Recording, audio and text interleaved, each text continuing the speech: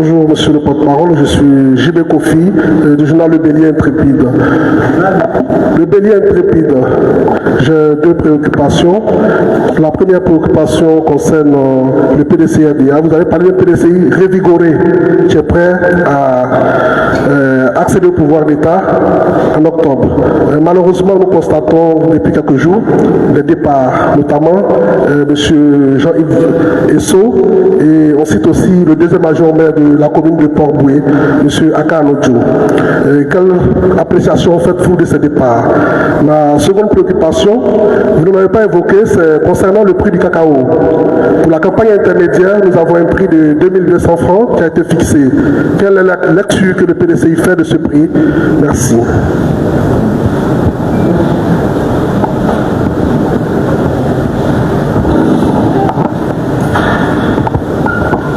Monsieur le porte-parole, bonjour. Je suis Vénan Saka, journaliste pour le quotidien L'Inter. Le samedi dernier, 5 avril, au bureau politique, l'absence de M. Tidiane Thiam a fait bruit. Pouvez-vous nous dire la raison pour laquelle M. Tidiane Thiam a décidé donc de ne pas participer au bureau politique qui était son tout premier bureau politique en sa qualité de président du PDCI RDA? Est-ce à dire que le PDCI, par cette absence-là, on peut dire que le président Tidiane Thiam relève le PDCI au second plan par rapport à ses priorités? Ça, c'est ma première préoccupation. Et la seconde est de savoir la position du PDCI RDA face à la proposition du candidat déclaré à la présidentielle qu'est M. Jean-Luc Billon. Il proposait un bureau politique qui a été fait le samedi dernier, mais auquel il a été absent, et ensuite il a proposé avant la tenue de la convention un congrès. Quelle est donc la position du PDCI face à cette proposition? Et enfin, pour finir totalement, Valérie Yapo a intenté des actions en justice contre le PDCI RDA, et elle disait hier vouloir aller jusqu'au bout. Et demain, il y a donc le verdict. Qu'est-ce que le PDCI entend faire contre cette militante membre du bureau politique? Je vous remercie. Merci. Je pense qu'on a largement dépassé les 3 questions. Donc on va laisser la possibilité au porte-parole de répondre à ces différentes questions-là. Moi, je ne dévie pas les questions. Et j'ai la chance d'avoir à ma gauche et à ma droite des personnalités solides. Donc, et puis mon frère Zaou qui est là, qui aussi me fait beaucoup de suggestions. Alors, les départs. Vous savez, j'étais sur une antenne, je ne sais pas comment laquelle. Je disais que nous avons appris de par notre naissance et par notre formation l'agronomie. Et voilà un qui est là. Le renouvellement de l'inflorescence et des feuilles n'est pas synonyme de mort de l'arbre. C'est au contraire synonyme de la vitalité de l'arbre. L'arbre vit par puiser la sève brute dans le sol et par le soleil faire sa photosynthèse. À un moment donné, certaines deviennent à la dégénérescence et l'arbre continue pour donner des fruits. C'est ça la vie. Même nous les hommes, quand nous avons de la déformation sur notre peau, la peau se renouvelle, nous avons des plaies, la peau se renouvelle et nous continuons notre vie. Donc ceux qui sont en train de tomber, ce sont ceux qui sont de par la nature en dégénérescence. Voilà.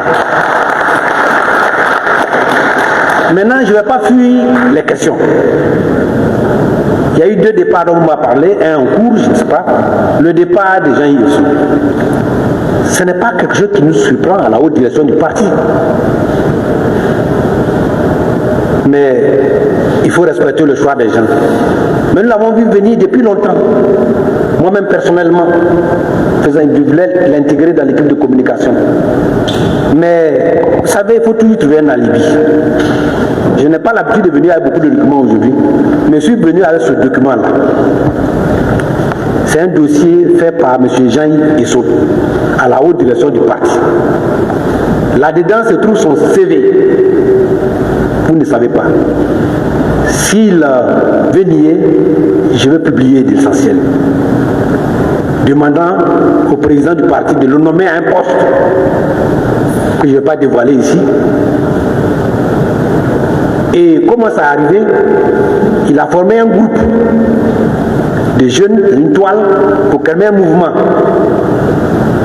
Et ce sont les mêmes jeunes mouvements-là qui l'ont déchu de son leadership après son passage sur NCI.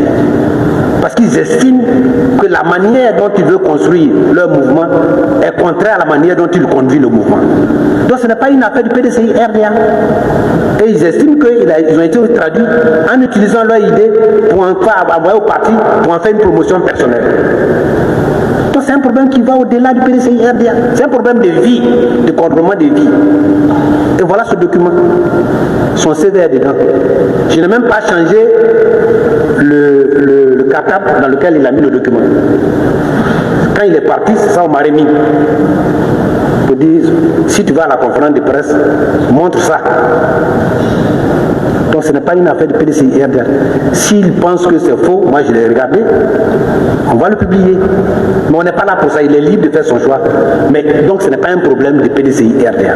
Si tant est qu'il n'aimait pas le PDCI RDA, pourquoi avait-il sollicité la haute direction du parti pour avoir une promotion interne? Si tous ceux qui sont dans la salle ne sont pas à des niveaux vers le parti, c'est qu'ils n'ont pas la fibre du militantisme. Voilà mon jeune frère Diaoufoué, brillant garçon, imposant par sa taille, son esprit et son engagement. Il est vice-président. Moi je ne suis pas vice-président, c'est mon vice-président. Mais je suis secrétaire du tout, ça dit porte-parole là. Lui aussi il ne peut pas dire pourquoi il est porte-parole. C'est comme ça la vie. C'est une équipe. Il y a des ailiers gauche, ailiers droit, des mi-offensifs, des mi-défensifs, défenseurs, gardiens remplaçants, spécialistes attaquants, spécialistes de tireurs de pénalty. Voilà, c'est comme ça. Et souvent, quand l'entraîneur remplace un joueur, on dit oh, mais pourquoi la chose sortie? C'est un remplaçant qui va faire gagner le but. On a vu le cas d'Adingra, n'est-ce pas? Donc, moi je ne vois pas, quand on est dans une équipe, l'esprit c'est la victoire collective, non les promotions personnelles. Maintenant, pour ce qui est du maire adjoint du Port-Boué, vous venez de me l'apprendre, il y a eu les rumeurs. Ça aussi, ce n'est pas surprenant pour moi. À l'installation de la municipalité de Port-Boué, moi j'étais présent avec le président Koupli Boni, avec le ministre Djikaye. Déjà, il y a eu un conflit. Le maire a proposé la liste des municipalités. Bon, ceux qui ont été maires, vous êtes élus, votre équipe à la proportionnelle est d'office dominante, majoritaire. Donc vous proposez une équipe d'adjoints au maire, du maire d'adjoint, le maire était élu, les adjoints sont élus, c'est ça qui forme la municipalité, c'est le maire. Et donc vous soumettez ça à l'ensemble des conseillers municipaux. Donc, par la proportionnelle, certains partis politiques, un certain pourcentage, font partie dedans. Normalement, quand le maire propose la liste des adjoints, ça doit passer comme une lettre à la poste, puisqu'il est dominant. Mais à Port-Boué, on a eu des problèmes. Le maire a proposé une dame comme premier adjoint au maire, et cet adjoint-là s'est posté candidat. Ça crée un ballottage. J'étais témoin. Voyez-vous, souvent quand je dis des choses, on dit là c'est un menteur. Non. J'étais témoin. Et c'est moi qui ai suggéré au ministre du Caillou, le doyen Koupli, après l'ouverture est parti, pour dire nous sommes assis là. Et une telle scène en train de se produire, nous sommes quand même les autorités du parti, demandant une pause pour aller faire un règlement. C'est comme ça qu'il y a eu une pause. On est rentré dans une salle. Je n'en ai jamais parlé. Et on a fait, comme une concertation. Il a estimé que pendant des années, il a été toujours directeur de campagne pour la députation et pour la mairie de notre SG en chef, Emou, et que cette fois-ci-là, il a fait venir sa femme, ses enfants, tout le monde dans la salle, leur disant que c'est le premier adjoint au maire. Je vous dis les choses, si vous voulez, ceux qui ont été témoins. Je n'ai jamais dit ça. Je ne savais même pas que ça allait arriver. Et donc, il ne peut pas arriver. Voyez-vous, moi j'ai avancé un seul argument. Et le ministre Kayoué a utilisé de son savoir pour régler. Mais l'argument que j'avais utilisé, il dit, mais, cher ami, tu as en face une femme qu'on propose. On veut qu'on fasse la promotion des femmes au PDCI RDA. Pour une fois, on veut mettre une femme première adjointe. Et toi, tu contestes. Vis-à-vis de l'extérieur, ce n'est pas une bonne image pour le PDCI RDA qui va humilier une femme. Si on dit qu'elle n'a qu'à se retirer, non seulement on ne l'aura pas choisi, mais on l'aura humilié. Donc au nom de cette volonté du parti de faire la promotion des femmes, il faut accepter. Et puis d'autres arguments politiques ont été avancés. C'est ainsi qu'on a pu installer la municipalité. Moi je suis venu après, mais il paraît que le 7e adjoint au maire n'a pas été celui qui a choisi le maire. Donc il y a déjà un problème de conflit qui était déjà là. C'est maintenant que l'œuf ayant été couvé en 21 jours que l'œuf sort impoussé. C'est ça. Donc c'est des choses qui datent de plus longtemps. Ça ne nous étonne pas. On les voyait venir. Mais ce n'est pas ça qui va freiner le PDCI dans sa marche vers le progrès et vers la victoire. Autant il y a 200 ans, mais je peux vous assurer que les jeunes cadres qui sont dans d'autres partis politiques, qui sont ailleurs, ne font que nous appeler pour dire, nous on veut le changement. On n'est pas PDCI, mais le moment venu, nous allons vous soutenir financièrement, matériellement, et nous allons vous donner nos voix et le voix de nos amis. C'est ça.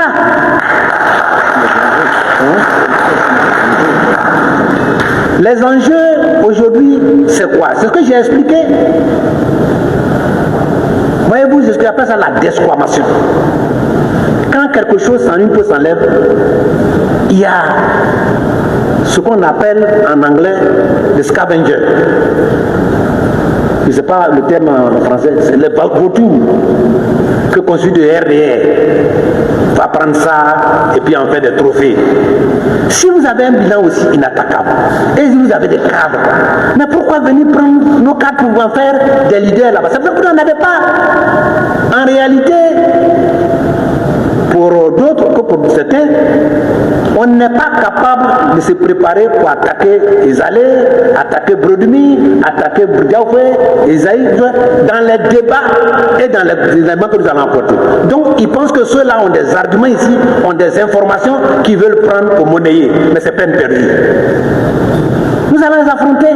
Depuis un moment donné, vous voyez, les porte-parole là s'insultent seulement.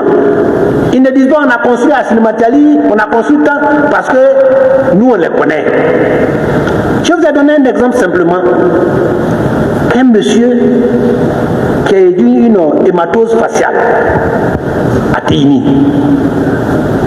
Il n'a pas pu se faire soigner là-bas. C'est un choc qui crée donc une concentration de sang coagulé et qui peut à terme créer ce qu'on appelle une septicémie. C'est-à-dire ça peut contaminer les autres organes. Il arrive à Bouna incapable, il n'y a pas de possibilité. Il arrive à Bonkou, c'est pas clair. Pourtant à Bonkou, c'est le fief du porte-parole numéro 1 du RADP. Alors si Bonkou ne peut rien faire, c'est pas Tanda, qui lui n'a même pas rien. Il arrive à Kounfao, c'est pas encore la peine, c'est chez moi. Arrive à Imblekoro, on rentre dans une autre région, on va là-bas, on dit non, on n'a pas de scanner. On vient à Bangourou, on dit le scanner ne marche pas aujourd'hui. On arrive à Azopé. C'est à Azopé qu'on a pu le faire soigner. Vous voyez de Bouna, de Téini jusque-là. Je ne sais pas si vous voyez. Il y a un autre cas que j'ai expliqué. C'était un imam qui vient de Kokrako dans la sous-préfecture de Kwasila-Tekoro, qui a piqué une crise à 2h du matin. Jusqu'au lendemain de 17h, impossible. Pourtant là-bas, le maire est RAGP, le député est RAGP. Il n'y a pas route, il n'y a pas ambulance. Comme j'ai des parents là-bas, on m'appelle, je dis faites-le venir, allez, je prends une 4x4. On prend la 4x4. Ce que je viens de dire, c'est authentique. Il arrive, il n'y a pas d'ambulance. J'avais voulu qu'on prenne l'ambulance de Ndakoro pour aller, mais tout ça, ça traînait. On est arrivé à Imblekoro, même situation. À Bangourou, même situation. À Azopé, on fait le scanner. On trouve qu'il faut l'interprétation d'un neurologue. Il n'y a pas de neurologue. J'ai dit, balanceur, faites-le venir à Abidjan. Moi, je paye les frais avec ses frais. On arrive à Abidjan, au sud de Trècheville, il y a eu une hémorragie interne à un niveau tel qu'on ne peut plus, il est mort. Voyez-vous, ça c'est la Côte d'Ivoire de 2025. Je n'invente rien. Donc ce n'est pas le fait de peindre les murs en blanc, en bleu-blanc, qui fait la santé. C'est le plateau technique. Et ça, nous allons en débattre. Et comme on va en débattre, ils pensent qu'il y a des gens, comme ils n'ont pas des gens capables de débattre avec nous sur ce point, on a construit pont. Regardez, on a fait l'échangeur de Aquaba. Ça a été mal conçu et les embouteillages sont beaucoup plus graves. Vrai ou faux? C'est ça qu'on appelle la conception. Les ingénieurs. Quand c'est mal conçu, quelle que soit la planification que vous avez faite, il y aura des nœuds. Voilà un spécialiste. Alors, c'est de ça que nous parlons. Donc, chers frères et sœurs, l'enjeu aujourd'hui, c'est ce qu'a dit le président Thiam. Avec ce régime-là, est-ce que vous êtes prêts à leur donner encore 5 ans? Non, c'est ça. Et comme ils ont peur de Thiam et de son équipe, leur seule voie de sortie, c'est de l'éliminer. Mais cette fois-ci, ça ne passera pas.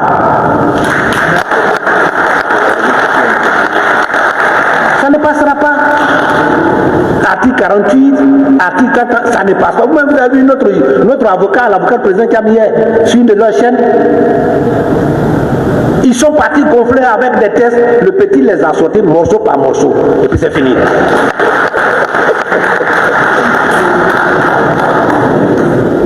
Voyez-vous? D'accord, merci beaucoup. Donc on a. Alors le deuxième point, c'est le prix du cacao. Là encore, PDCR a eu raison. Voilà le président du groupe parlementaire. On avait dit qu'il fallait payer le cacao à 2500 francs. Qu'est-ce que M. Adjmani a dit? Il dit nous sommes des vendeurs d'illusions. Maintenant il vient fixer ça à 2200. Il n'y a plus de cacao.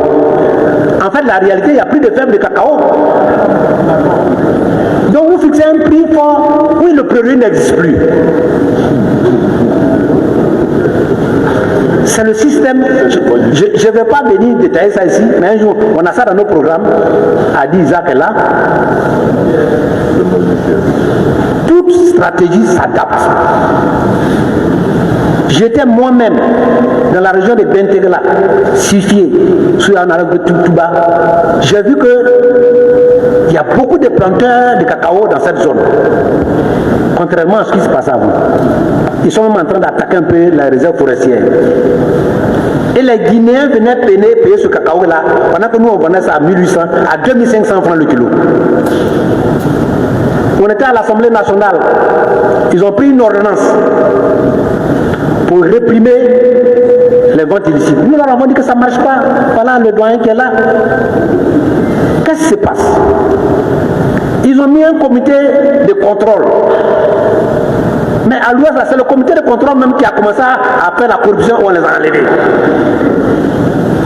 C'est les chefs de comité. Ceux mecs qui sont chargés de faire là, on les a attrapés. Voyez-vous, on leur a dit il faut être compétitif par rapport à nos voisins. Ils ont fait 2200, pourquoi? Ils ont même abandonné le Ghana dans l'initiative Café Cacao avec le Ghana. On devait fixer les prix ensemble. Mais quand on leur a parlé au départ, ils n'ont pas suivi là. Ils ont vu qu'on perd des milliards. Pour le dernier trimestre 2024, on perd 50 000 tonnes. C'est ce qu'on a pu recenser. Donc on perd des milliards. Alors, ils ont vu leur négociant là pour dire on va aller aux élections. Si on ne fait rien, PDCI va nous battre sur le terrain là. Il faut qu'on fixe le prix même si on arrive. Voilà la raison. Mais aujourd'hui, le prix au marché mondial, c'est 7 000 francs CFA. Ils ont dit 60% minimum. Calculez. On a déjà les 3 000. C'est une promesse non tenue du RDR. Le RDR ne tient jamais ses promesses. Et c'est une question de crédibilité. On va transférer la capitale à Yamoussoukro, est-ce qu'on l'a fait, oui ou non? On va faire du pays un pays émergent en 2020, on l'a fait, oui ou non? on va juger, on va dire sans tenir compte de l'ethnie, quoi. On a fait le rattrapage. Ils ont en plus de ça des doubles chiffres. La pauvreté était de 39%.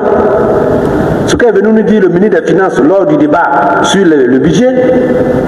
Le vice-président allait à New York pour dire que c'est 35,6%. Sur le plateau de télévision, le ministère du Plan dit c'est 37,5%. Eux seuls, ils ont donné 3 chiffres pour le même gouvernement. Voyez-vous? À l'Assemblée, le ministre de l'hydraulique vient et dit non, 94% des villages sont couverts par l'eau potable. D'ailleurs, je me rappelle bien le douanier, Isaac a dit non, c'est pas possible, ou bien Pirko ne fait pas partie de la Côte d'Ivoire. Mais le président de la République vient au Congrès, au palais, et dit non, c'est 114%. Qui dit vrai? Des chiffres comme ça. On a dit les jeunes, on va mettre 1 milliard par jour. Est-ce que c'est moi qui ai dit ça? Après, on vient à l'Assemblée, on dit, il faut nous montrer le bilan. Il dit non, on n'a pas dit ça. En fait, on a pioché un peu à gauche, à droite, et puis il nous montre des photos. Quelqu'un qui donne l'argent à un jeune, 170 millions, il dit, aidez-moi à chercher ce jeune, c'est encore du voisin. Des gens comme ça. Donc, voilà notre avis. L'agriculture est mal gérée. Les plus grands spécialistes de l'agriculture en Côte d'Ivoire sont au PDCI, RDA. Je défie tout le monde. PDCI RDA, c'est un parti structuré. C'est un parti où on fait confiance, on travaille en équipe. C'est pas la première fois. Le président Bédia a convoqué des bureaux politiques et le secrétaire du chef a fait. Autant du président Bédia ou du président Fologo l'a fait. D'ailleurs, Fologo, où il a été question de l'application de l'article 11, c'était Fologo.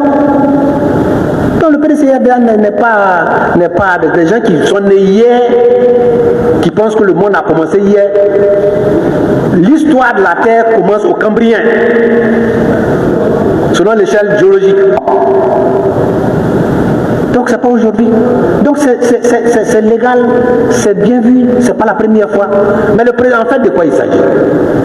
C'est le parti qui a mis le président Thiam en mission. Il est là.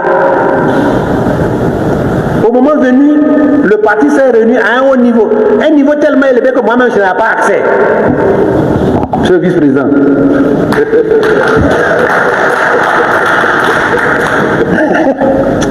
J'étais là pour attendre les conclusions. Vu la situation, on avait deux choix. On dit, bon écoutez, à cause de la bouche, comme on dit les autres, il faut reporter le bureau politique, à cause de la bouche des gens. Ou bien maintenir selon les règles. Mais la haute direction restreinte a dit, nous on ne coupe pas la bouche des gens. Nous on a un plan, on a un objectif, on y va. Président Thiam, reste là-bas. On te met en mission.